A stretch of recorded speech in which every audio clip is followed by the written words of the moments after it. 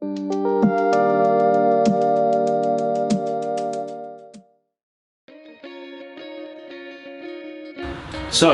how do we manage our hydroponic systems? Now, there are many different types of hydroponics. The setups we are going to be using at home are known as deep flow. Now, this is because the roots grow directly down into the body of water below. There are two key things to manage in our hydroponic systems: pH and EC. pH, you should be familiar with at this point, is a measure of how acidic or basic the water is. This is the same as in your aquaponic system. Most of the vegetables we like to eat and the vegetables and microgreens that we will be growing in our hydroponic and our aquaponic setups like slightly acidic water between 6.5 and 7 pH. So therefore, testing and adjusting the pH is good for maintaining and growing your plants. You can measure the pH of your system using the same test kit that you can use for your aquaponics, which is pretty cool. And we will show you ways of maintaining and adjusting your pH into the future. EC, or electrical conductivity, is the measure of the total amounts of nutrients present in the water. It is used to determine whether we need to add more nutrients to the water or not. Now, it doesn't provide any information on the mixture of nutrients present, so it doesn't tell us anything about the quality of the nutrients. However, it does tell us the total amount in the body of water. For your setup, we have calculated the correct amount of nutrients that you need to add per body of water in your tank, so you shouldn't need to worry about measuring EC.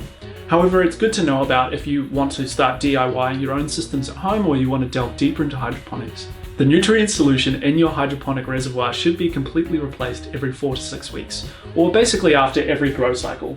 Lettuce takes about 6 weeks to grow, so by the time that it's finished growing, you know it's time to replace the nutrient. When you're doing that, you can just tip the water out of your system, and that water is really good to go on your garden. It's still got lots of the nutrients in the water, but not enough to grow our plants through a whole new cycle.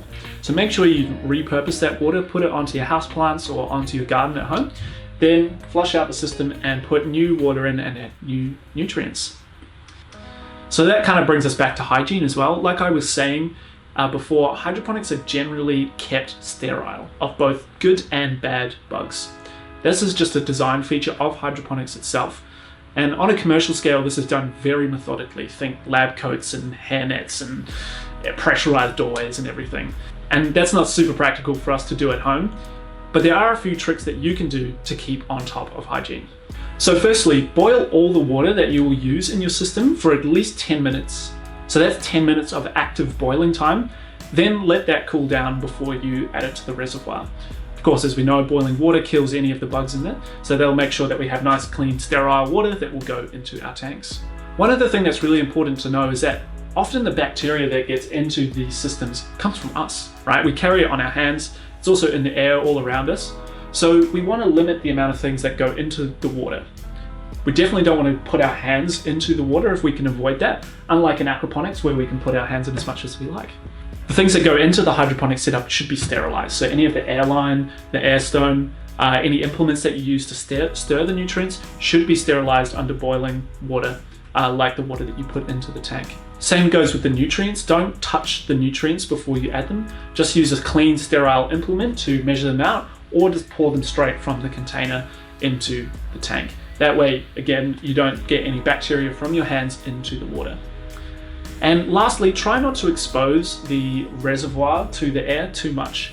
So what I mean by that is right now the tank has a lid on it. If I open that up, the reservoir is now exposed to the air. That means that all of the bacteria that is in the air around us can make its way into the tank relatively easily. We know that's really good for our aquaponic systems and that's what we want, but we don't want that for our hydroponic system.